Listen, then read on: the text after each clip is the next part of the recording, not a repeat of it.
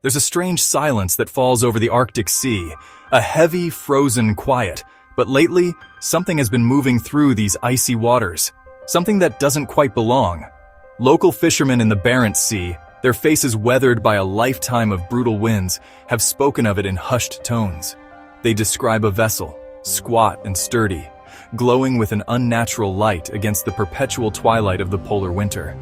It moves with a purpose they don't understand, heading for the most remote, forgotten corners of the Russian coastline. It isn't a tanker. It isn't an icebreaker. It's something else entirely, and it carries a secret deep within its hull. What is this ghost ship? Officially, it's a marvel of modern engineering, a solution to a very Russian problem. But when you peel back the layers of official press releases and state-sponsored news reports, the story gets murkier. You start to hear whispers of military ambitions, geopolitical chess games played on a board of ice and snow. The vessel is called the Akademik Lomonosov. It's a floating nuclear power plant, the first of its kind. Its presence in this fragile strategic region has made many people nervous. What is it really doing out here? Let's try to get our heads around what this thing actually is. Imagine a barge, not a particularly large one, about 140 meters long. On its deck, you see what look like two large red and white cylinders. They look almost innocuous, like oversized water tanks. But inside each of those cylinders is a KLT-40S nuclear reactor. These aren't just any reactors. Compact and powerful, designs from Soviet and Russian nuclear fleets. Icebreakers, submarines. This isn't a new technology. It's repurposed. A military heart transplanted into a civilian body. The concept is straightforward on paper. The barge, the Akademik Lomonosov, is towed to a port city, Pevek in Chukotka. As far from Moscow as you can get, it moors at a specially built pier.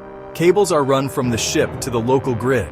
The crew on board fires up the reactors. The intense heat boils water, creating high-pressure steam. That steam spins a pair of turbines. The turbines generate electricity. It's a nuclear power station, but one without foundations. It can be unplugged and moved. This mobility is unique and unsettling. The Lomonosov is the opposite, a nuclear nomad. If you were to sit down with an official from Rosatom, they would paint you a very reasonable, almost benevolent picture. They would tell you about the town of Pevek, where the Akademik Lomonosov is currently docked. For decades, Pevek was powered by an aging coal-fired plant and a small, even older nuclear plant called Bilibino. The floating plant, they argue, is a clean, modern replacement. It provides stable electricity, and the excess heat from the reactors is even used to provide hot water to the town's homes. It's a lifeline, they insist, for a community on the edge of the world. And on some level, it's hard to argue with that. Russia's Arctic is unimaginably vast and sparsely populated. Building traditional power lines across thousands of miles of permafrost is a logistical and financial nightmare. These floating plants seem to solve that problem neatly. They bring the power to the people, rather than bringing the people to the power. It's a narrative of progress, of technological prowess, and of a government caring for its most isolated citizens. The cost of designing, building, and deploying the Akademik Lomonosov was astronomical, running into hundreds of millions of dollars. The economics of it just don't seem to add up if this is just about a single small town. It feels like using a sledgehammer to crack a nut. The first and perhaps most obvious alternative motive is military. The Russian Arctic is not just an empty expanse of ice. It is a strategic frontier. Under President Putin, Russia has embarked on a massive military buildup in the region, reopening and modernizing Soviet-era bases abandoned since the Cold War. Soviet-era airfields, radar stations, deep-water ports. These bases form a defensive line from the Kola Peninsula to the Bering Strait. But a modern military base is a thirsty beast. It needs huge amounts of power. Early warning radar systems scanning for incoming missiles, remote airfields operating in -50 degrees Celsius, runways cleared of ice, electronic warfare and signals intelligence posts, hangars for fighter jets, hangars for long-range bombers, docks for nuclear submarines, all require constant, stable, enormous electricity. Diesel generators would be prohibitively expensive and logistically complex. Endless convoys of fuel tankers navigating treacherous seas. A floating nuclear plant is the perfect solution. The Akademik Lomonosov could sail to a reactivated base on a remote island like Kotelny. It could plug in and instantly make that outpost a fully operational node. It transforms frozen real estate into a strategic asset. The plant's mobility gives the military incredible flexibility. The Arctic Defense Network becomes dynamic and adaptable. Then there's the money. As the polar ice caps melt, a new and potentially lucrative shipping lane is opening up, the Northern Sea Route. This route runs along Russia's northern coast. It could cut the journey time between Europe and Asia by up to 40% compared to the traditional route through the Suez Canal. For Russia, controlling this waterway isn't just national pride, it's a potential economic goldmine. They envision a future where the Northern Sea Route is a bustling international highway with Russia charging tolls providing essential services along the way. But this highway needs infrastructure. It needs ports of call, search and rescue stations, ice monitoring outposts all along its 5,600-kilometer length. Many of these locations are currently nothing more than dots on a map, hundreds of miles from the nearest power grid. So how do you build and operate a modern port in a place where there is no electricity? Once again, the floating nuclear plant presents itself as the ideal solution. There's a third possibility, one that is perhaps more subtle but no less significant. What if the Akademik Lomonosov and its future siblings are not just power plants, but also giant floating laboratories?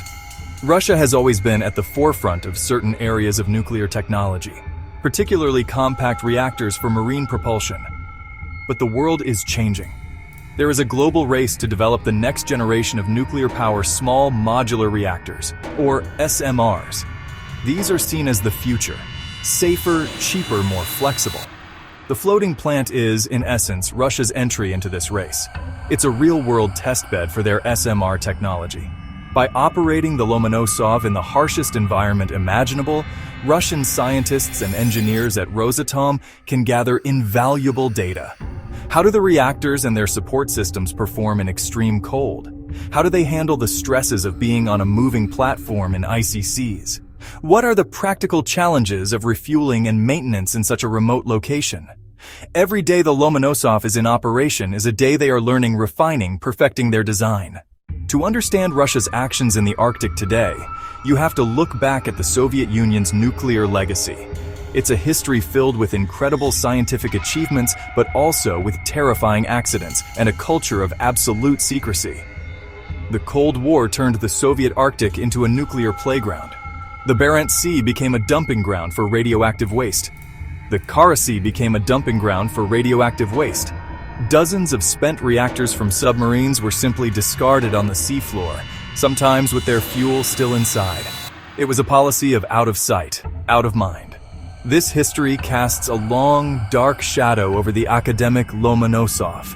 The same institutions that were responsible for the Chernobyl disaster and the K-19 submarine accident are now behind this new venture. The Soviet mindset was often to prioritize results over safety, to push technology to its limits, and to cover up any failures. Has that culture really changed? Or is it just hidden behind the slick corporate branding of Rosatom? When you see a nuclear reactor floating in the same waters where the sunken submarine Komsomolets is still leaking radiation, it's difficult not to feel a sense of unease. The rest of the world has been watching this project with a mixture of fascination and alarm. For neighboring countries like Norway, a floating nuclear plant just over their maritime border is a constant low-level anxiety. Norwegian radiation protection authorities monitor the air, they monitor the sea, they watch for any sign of a leak. They have run simulations of a worst-case accident on the Lomonosov. The conclusions are frightening. A radioactive plume could contaminate vast areas of the Barents Sea. It could devastate the region's fishing industry. Environmental groups are the most vocal critics. Activist boat near the Lomonosov with a large "No Nuclear on Ice" banner. They've called it Chernobyl on ice. They've called it a nuclear Titanic. They point to unique Arctic dangers. What if the barge is hit by an iceberg? What if it's caught in a powerful storm, breaks its moorings and runs aground? What about a tsunami like the one that crippled Fukushima? Rosatom insists they've planned for every contingency, but the Arctic is famously unpredictable. It has humbled human ambition before. So we are left where we started, in the cold, gray waters of the Arctic, staring at this strange, glowing ship. After peeling back all the layers, the central question remains stubbornly unanswered. What is the ultimate purpose of the Akademik Lomonosov and the fleet that may follow? Is it truly a benign project to bring power to isolated communities? Is it a showcase of Russian ingenuity? A story of progress and innovation, as Rosatom's glossy brochures would have us believe? That is one possibility, or is it something more? Is it the key to unlocking Russia's military dominance over the Arctic? Turning the top of the world into a fortress controlled from Moscow? Is it a tool for economic conquest? To seize the northern sea route? To exploit vast mineral wealth beneath the ice? Is it a floating laboratory for next-generation nuclear tech? For commercial export? For secret military applications? Any one of these motives would explain the enormous cost and risk more than simply powering one small town. Perhaps the truth is that it is all of these things at once. A multi-purpose tool for a nation with grand ambitions. A classic Russian nesting doll of a project. On the outside, the brightly painted doll of civilian energy. Inside, another doll, painted military gray.